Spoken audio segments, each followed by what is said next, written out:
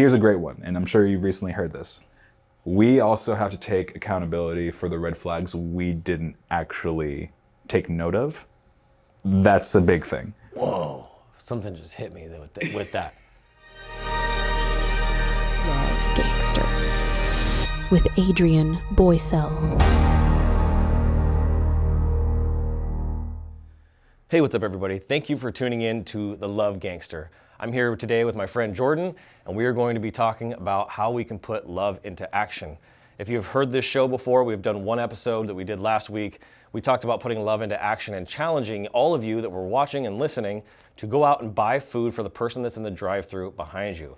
Today we're gonna do the same thing, but I got a little twist and a little surprise for you on that. But before we do that, I wanna introduce you to Jordan, give you a little bit of his background, have him tell you his story, and then we're gonna talk about what the future holds for putting love into action and the Love Gangster itself.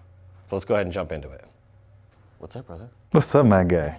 How you doing? Doing well, brother. How are you? Second interview, second podcast episode. It's good to be here with you. Dude, I'm happy to be here. I loved your first episode, by the way. Fantastic. Love to see you in your element. Yeah, it's good. Love Gangster was an idea born because of you and I and Leighton going to San Diego and talking with Adley at that lunch. Yeah, it was a great lunch, and that was also a great experience in San Diego. That's right. I loved every second of it. That's interesting. Speaking of Love Gangster and putting love into action, how much did we pay for that lunch?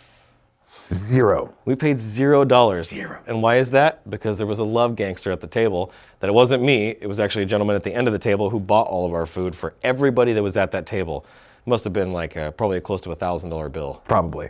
Pretty close. Yeah. And so that's pretty huge, right? Buying food for somebody in line behind you or buying food for everybody at the table. That's the kind of stuff that I love to do for people, and it's awesome to see other people out there just pouring into their communities and pouring into their relationships like that. So why don't we give everybody a background about you, let them know who you are. All right, so what's up, y'all? My name is Jorden Kirkland. I am from Hayward, California, Bay Area all day. I am 28 years old. I am in the marketing sales field, as well as doing podcasting myself and background in entertainment and mixed martial arts.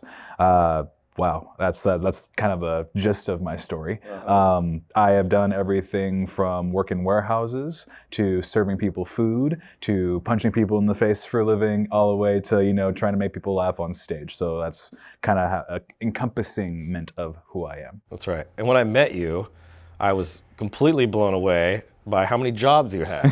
Yeah, to fill you guys in, at the time where we met back last November, I was working 5 jobs, 7 days a week, and I'd sleep for about 4 hours a day. That's unbelievable. The fact that you had that work ethic. And then he comes to me and he's like, I'm tired, boss. I'm like, yeah, bro. I'd be tired too. I know what that's like. I did that for a decade. Getting 4 or 5 hours of sleep a night, it is brutal. It's not good for you.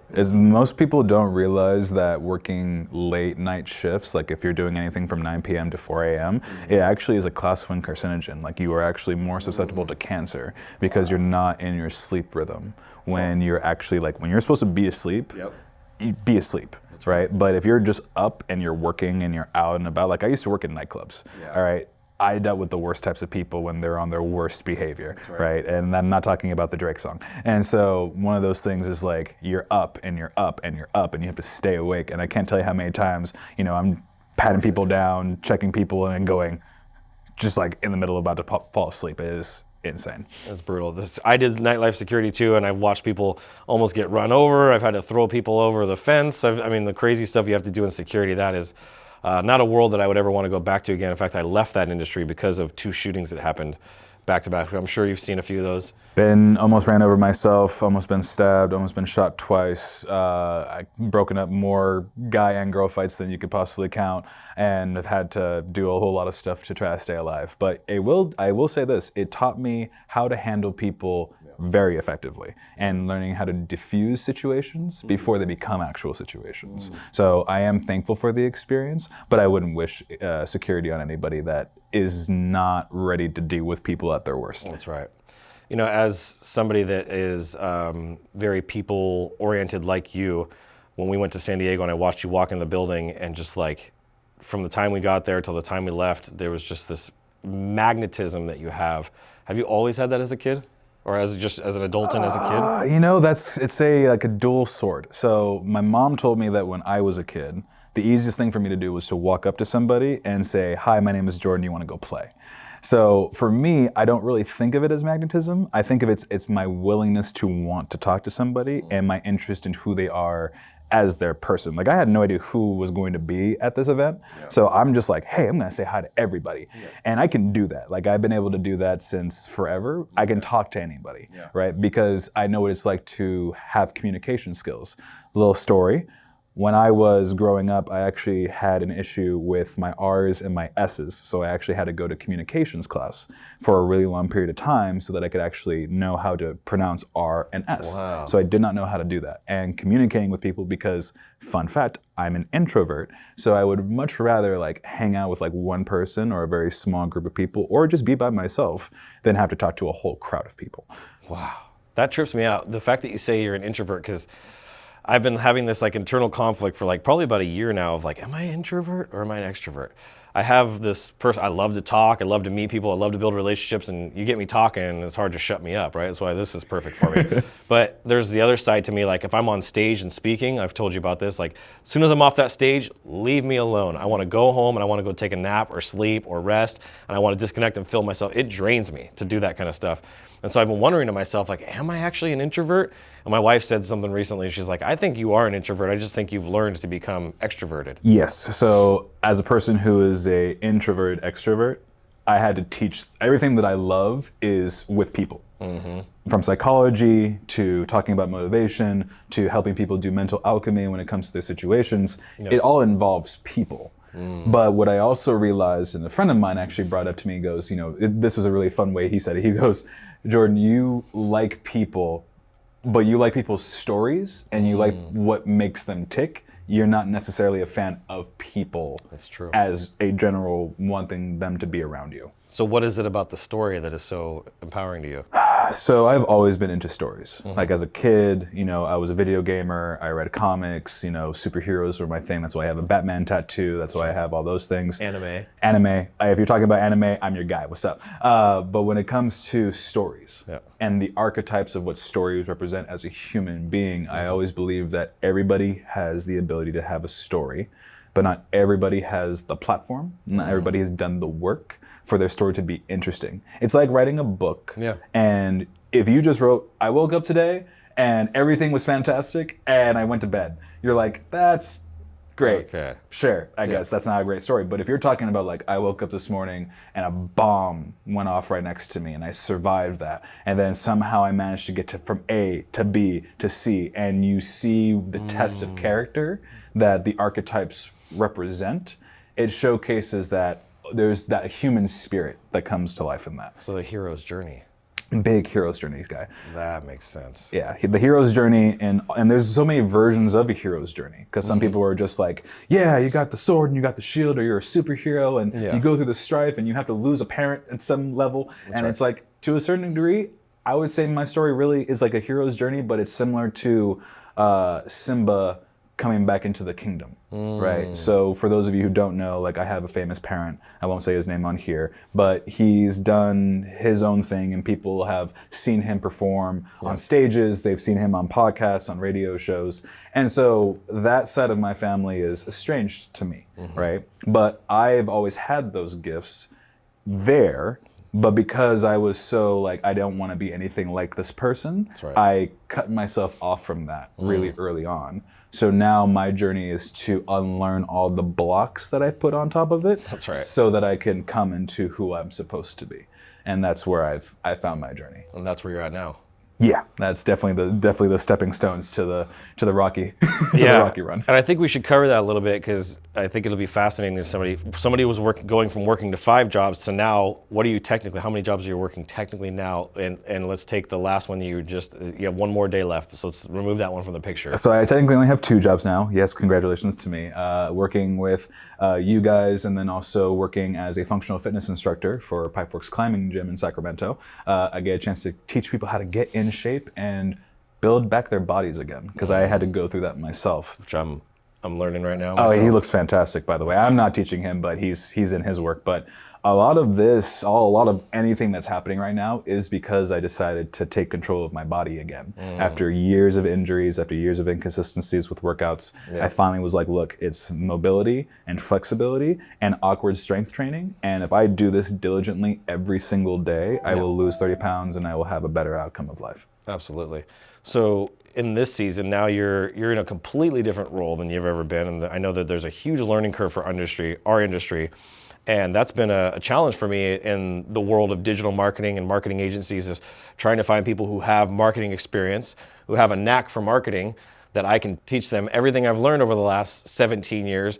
Most people aren't able to grasp it. And that was the one thing I was like, I think I asked you to like read something, and then you came back to me and I'm like, hey, check this video out and let me know what you think. And you're like, boom, boom, boom, boom, boom. Your memory and your recall with very complex things I found has been very interesting. And so that's why the opportunity came as quickly as it did on the work side of things, is the friendship was going to be there. Like the moment you and I like started talking together, I was like, dude, where have you been, bro? Yeah, I know. I've been missing you, bro. All I did was to say, I like your hat.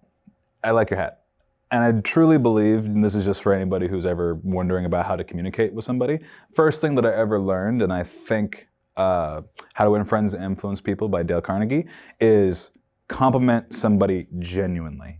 I'm going to say that again. Compliment somebody genuinely. That's right. Because if you just say, oh, I really like your pants, but you have no interest in pants, that just comes off weird, bro, and you can feel that. But if you actually can look at somebody and go, man, I love your tattoos, or I love your hat, or dude, your beard is awesome, is on point. Yeah. People will feel that, and that even me inside, I'm like, yeah. But it's a true thing. If you're not being true to yourself and what you're genuinely interested in, you cut yourself off from all the opportunities of people you could connect with. That's just my personal thought process on it. So an interesting question just came up as we were talking, as you were saying that, that I want to ask you. If you were to go back in the present, right, like you are present right now in this moment and having that full perspective, like, you know, they say hindsight is always 20/20. Oh. You now looking at your life now and where you're at currently, and just go back 10 years, from 28-year-old Jorden to 18-year-old Jorden, what advice would you give to 18-year-old Jorden, knowing that you're going to be here where you are today? Believe in yourself and love yourself more. If I was going to tell myself anything, it would be believe in yourself and love yourself more. And get started on your flexibility and mobility right away. Don't let the doctors who say, we're not going to help you, and that's basically what happened. So to give you quick context, had an injury, 18 years old, my scapula got pushed into my ribcage. I had a bone sticking out of my armpit, literally, for 2.5 years. Doctors were like, hey, we don't see a break, so here is some medicine and good luck to you. And so for 18 to basically 27, I was in searing pain. And I still have issues now, but because I train the way that I train now, it's so much better. So going back to 18-year-old Jorden is love yourself more, because you have so many opportunities that went away because you didn't love yourself more.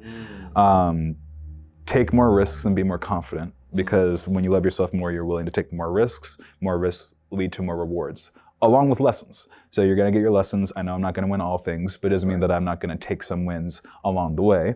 Right. And third, it would be don't trust the girls for the next 4 years that you wanna talk to. They're not good for you. That's great advice. Stay away from the ladies right now, especially at 18 years old. There's too many people chasing that societal programming is what I feel like it is. It's like you gotta find a girlfriend, and then you're gonna date her, and then you're gonna get married, then you're gonna have kids, and you get a house, and it's like this programming that the society does, from television to just everything that we watch and consume, and even other people in our lives. And I think being able to disconnect from that reality, be present in right now, what's gonna serve you right now. And that's the one thing I like about your personality, is like you're just very present and very grounded in that. When did you feel like that clicked, like that shift in presence and awareness? It's always kind of been there, but it didn't really come in until about last year. Okay. So to be honest with you, but like I've always had moments where like I could be incredibly clear and very present with people. And when it came to relationships, like I definitely had more of that in my surrounding area. So for example, like all of my friends. And people I didn't even like, who were just in my vicinity, they were all in relationships. And they were all looking at me like, oh, Jorden, you're not dating anybody. And you're not like, are you talking to somebody? Like, what's the issue? So I'm over here like, I am miserable right now because I don't know how to talk to a girl, or whatever my concept of dating was for the last 15 years of my life in terms of dating was just incorrect. or there was just parts of the game that I didn't understand. Wow. And because of that, it made the lessons of understanding how to be present, how to slow down, how to actually be in the feminine of letting something just grow as it may and not focusing on it so that it can come to you if it's supposed to come to you.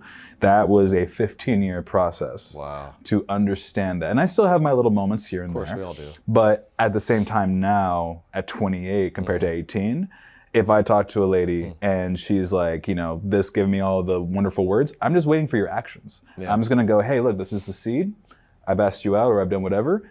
I am now leaving the ball in your court if you want to also grow this plant with me, because this is not a one-sided thing. I am no longer chasing one-sidedness, where I used to do that all the time. Interesting. Yeah, and I think that goes back to what you were saying about loving yourself. And there was something in that loving yourself that I want to unpack just a little bit, because I feel like there's a gift and there's some wisdom here that you have. You said that you missed opportunities if you had just loved yourself more, right? And there were opportunities that you took for relationships that you wish you wouldn't have taken from loving yourself. So that loving yourself thing is a very deep, multi-layered onion. We'll just call it what it is. It's a freaking layered onion.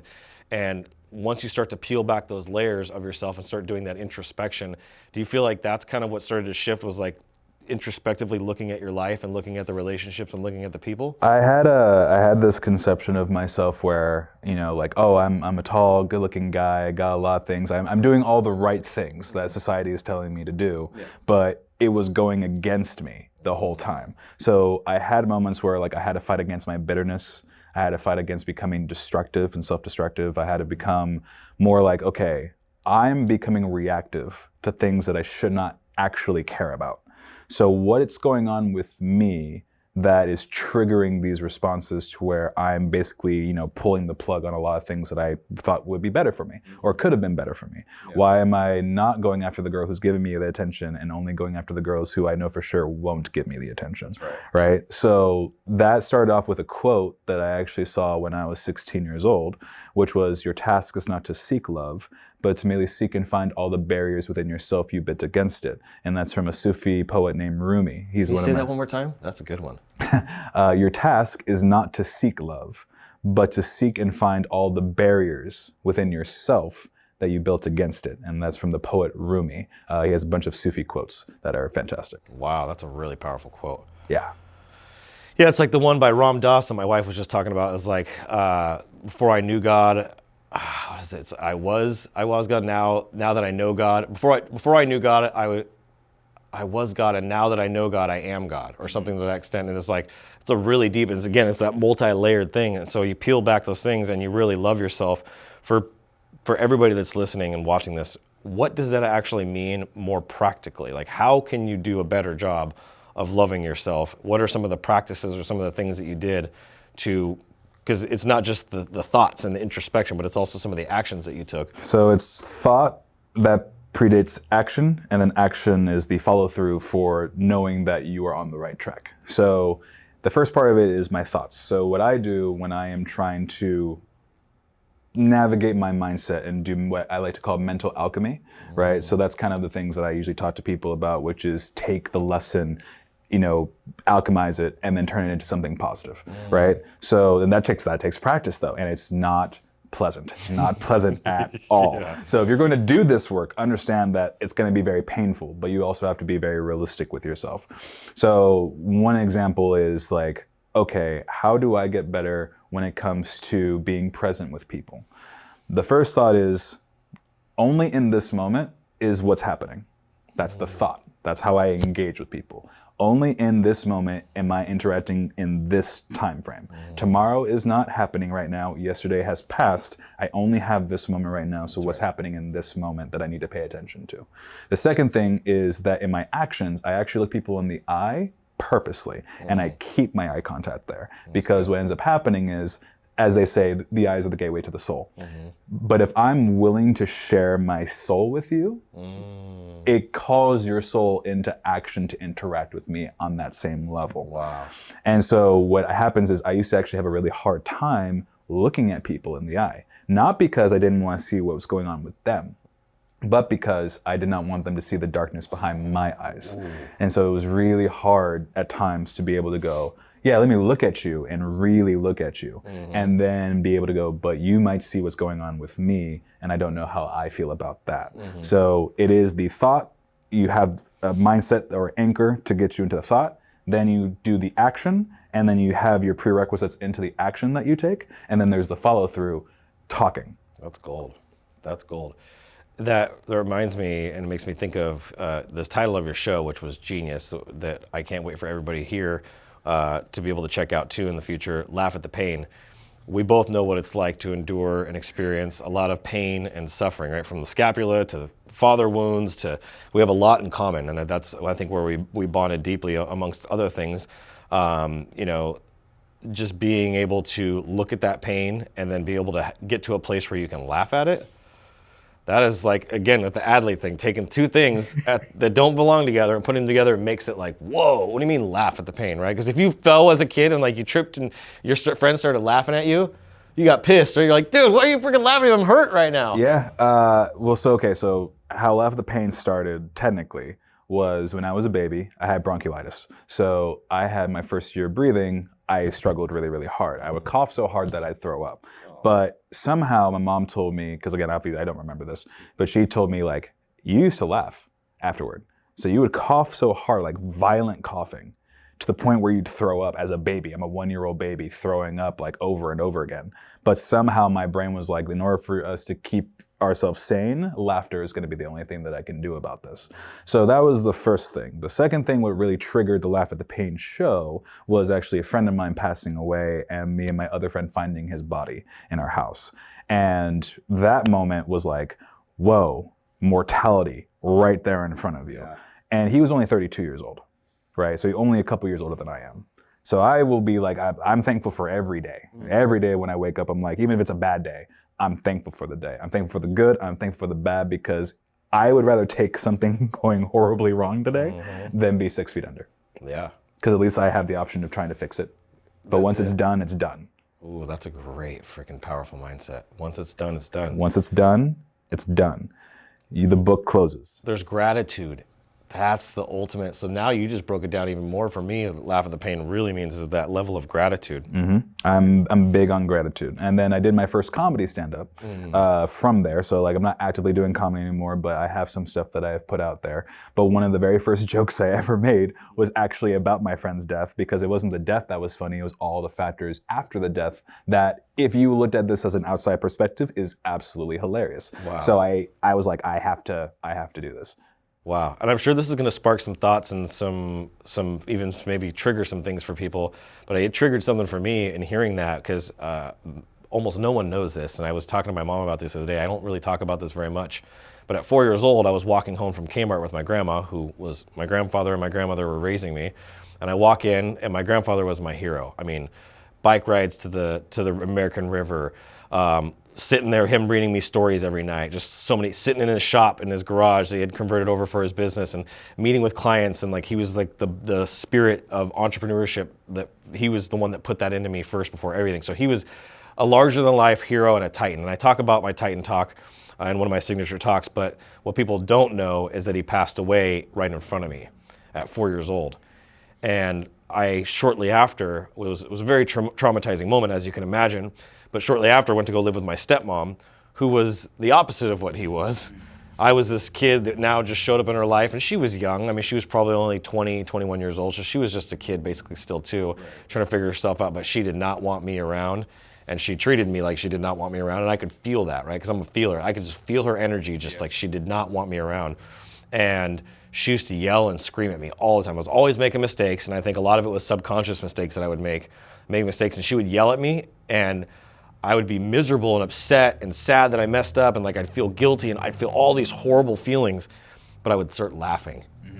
And she would get so mad at me laughing, and it was a trauma response. Yeah. So how does that come in, like laughter that's a trauma response, right? Because that's kind of what you're saying. Yeah. As your childhood, as you're freaking throwing up, that's a traumatic thing to do, and then you're laughing at it, right? A trauma response in a lot of ways. Like my whole first business I had was kind of a trauma response from my childhood. I had this dream, this vision, and I created it out of my trauma.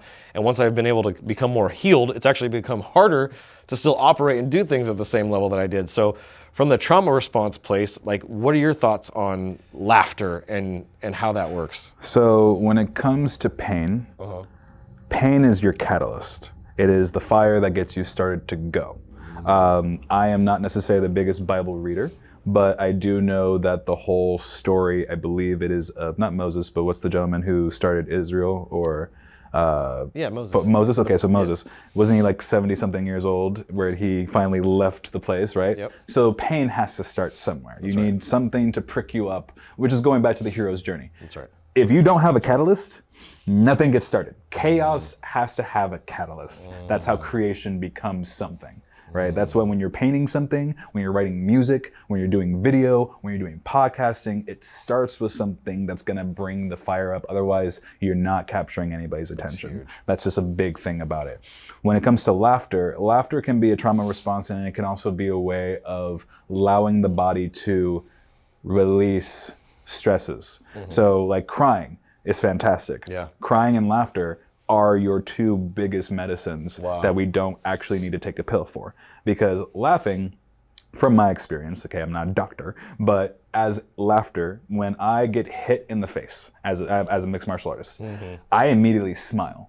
Because one, that's like, ooh, you got me pretty good on that one. I'm pretty happy about that. And the second part is like, okay, now we're gonna take you seriously. Yeah. And one of the most iconic villains, Joker, right? Yeah. He's always talking about this one bad day, and you see how he's laughing, and you see how everything's a joke. Or again, The Watchmen, right? You had the comedian, and he looks at life as a joke. How many villains and the laughter of the idea of the parody of life come from that? And so that's where like the pain, the trauma response go together. It's an archetype. Yeah. The fool is an archetype. You go through this pain, and do you have the mental alchemy skills to turn something incredibly painful into something that you could look at and go, that was actually pretty funny. It may have not been pleasant, but it's funny now. Well, you guys could probably relate to this that are listening and watching, and I know for sure you can, is like the different situations that have happened in my life, the way they've come together, the way they've fallen apart, the way that they've just happened in general, and then the after effects and the ripple effects that happen from them, negative or positive, whatever. There's been so many times I've said to myself, all right, you are the funniest, you are the original comedian, you're the greatest comedian of all time. Like, I could not have come up with a better script. Like, God is the most hilarious, he has the most hilarious sense of humor, just like the things that you curse end up coming back to you is like, just so many different things that I've done in my life that have caused me to have to suffer or deal with some sort of pain. And at the end of it, when I get through it and I'm on the other side of it, I'm like, wow, okay, you're funny. Like, now I can actually look at this like, you're funny. Like, I would not be who I am today if it hadn't been for all the pain that I've gone through, from bad relationships to bad friendships to bad business partnerships. I mean, so many different situations from the same thing that you said here at the beginning. And that's what I think the core of this message is for you, all of you listening today, is loving yourself more. Yeah, if you can take the time to love yourself more and to engage with yourself and be honest with yourself. I can't tell you how many times I have lied to me because I was not ready to actually articulate the inconsistencies of myself. Wow. So when I take time to go, hey Jordan, your financial situation is because of you. Hey, your love life situation isn't fully because of you, but you haven't knocked down certain barriers that you should have taken on.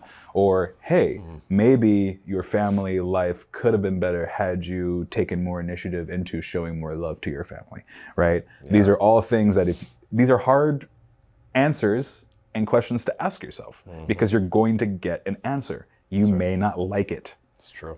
Accept it and then alchemize it so that you can do something better, right? That's the biggest thing where people are like, what do they say? Knowledge is power. Yep. Incorrect. Applied knowledge is power. Because I can know something, but I may not know how to do something, which means I don't know it, and therefore I can't apply it. So if people are reading books and you read a chapter, when I was first reading Dale Carnegie books, I would read a chapter and then find a way to apply that chapter in my first day. That's the key. Information plus application is what creates the transformation. Exactly. Yep. So can you repeat that actually? Because that was really good. Yeah.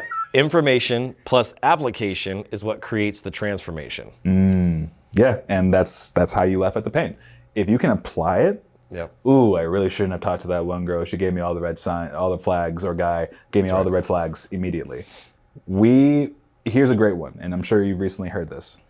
We also have to take accountability for the red flags we didn't actually take note of. That's a big thing. Whoa, something just hit me with that. Dude, think about all the comedy movies. I think you and I have this in common. If you look at all the funny Step Brothers, the meatloaf, right? Like, we could probably, between the two of us, we could sit here for another hour and rattle off hilarious lines in movies. It's the laughter and the humor that actually creates the depth of the memory. The more funny something is, the more laughter you get from somebody. Like the Bruce Almighty scene back in the day, when he's like, that was one, I'll never forget that moment in the movie theater and just literally dying and laughing. It's one of the greatest movie scenes of all time. That is a really rooted memory. So laughter will help you remember the pains, the struggles, the challenges, and the things you've overcome, especially from a place of gratitude. Now that's power right there. It is. It's a potency, right? And if you can learn to laugh at something, if you can learn to grow that, it just becomes something that's super beautiful. And the goal is to also not expect anything. That's right. Anytime when I was working my 5 jobs, 7 days a week, only sleeping 4 hours a day, I had no idea I was going to meet you. Yeah. I had just told myself after I had gotten fired from my other job that I was like, look, I know something good's gonna come out of this, but I have to put in this work. And that means sleeping in my car, if that means sleeping on the floor, if that means having to thug it out and drive back and forth from Sacramento to the Bay, which for people who are not from California, that's about an hour and 40-minute drive each way, and put in the hours, and my car may break down, and like all these other things. And my friends are like, oh, what are you gonna do when something fails? And I'll be like, I don't know. That's right. But I gotta just put faith in that something positive is gonna come into my life that's gonna take me out of this, but I have to put in that work first. Yeah. And that's how all things led to our relationship. That's amazing. So with all of that being said, I think there's a lot of value here for people. What does the future hold for Jorden? So I kind of feel like I'm chosen for this. Starting up the Laugh at the Pain podcast again, so that'll be coming up in the next week or two, so I'm very excited about that. I am working on doing public speaking, so I will be working on keynote speaking and stuff like that. And This guy's voice. have you heard it? Someone keeps saying that I sound like Les Brown. I've had a couple people say that, so maybe I am. Give me you have greatness inside of you. You have greatness inside of you. You hear that? Dude. And you do. I believe that, instead of greatness is you have so much potential that you have not yet tapped into. That's waiting for you. That's waiting for you to come out. That's waiting for you to step into. And it's kind of like putting on that like suit of armor, or like the hero finally putting on the cape again. You have to relearn that you are that amazing. And it's not from an ego place. Maybe like 2% ego. The rest of it is just, I've been chosen to show up and do something. And I was given this voice. I was given this look by God, thankfully. And I will do my own self and his work disservice if I don't find a way to apply that properly. Whew. You've been called, you've been chosen. I believe that for every single person that's listening to this, for Jorden's life, for my life, for my family's life, for my children's life, and I believe that you are chosen. So if anybody wants to reach out, connect with you, get to know you more, become friends, how would they go about doing that? So you can find me on Instagram at justjorden22, and Jorden with an E, so just and then Jorden 22. If you want to reach out to myself or the amazing business that I work with, you can reach out to Jorden with an E at brandbutler.ai. And then also, if you're just trying to find any of the stuff that I go on to, just type in Jorden Kirkland. You'll be seeing more stuff coming up here soon. And don't forget to find and wait for Laugh at the Pain, which will also be produced by our group VMV. I'm very excited about. And when we get that show done, we'll put the link in the description of this video, even though it'll be a week or so from now. And then we close this episode, every episode out with a challenge. And so I want to change it up. Like I told you guys at the beginning of this, I want to change it up. And I gave the challenge last week, which was to buy something for someone in front of you in line, wherever you are, coffee, drive-through, whatever. And I told you to report back to me or you'd be swimming with the fishes. This time we're going to let Jorden do that. So my challenge to all of you for showing some love to your community and to the people around you is everybody has, I know everybody does, have clothes that they do not wear, okay? Instead of going to the thrift store and finding out later that maybe it got delivered, there's a bunch of homeless places where people are gathered onto the streets. Take a box, go up to one of them and just say, hey, for you and your community, here is a bunch of clothes that I no longer wear or shoes I no longer wear, and just drop it off and go. And that's how you'll show love, or you'll be sleeping with the fishes. That's right. You're gonna make the challenge happen, you report back to me, or you'll be swimming with the fishes, capiche? We out. We're going to do this again, brother. Thank you so much. Thank you, Just brother, the beginning. man. Yes, I'm sir. proud of you, and can't wait to see you guys on the next episode. God bless, and as always, keep looking up.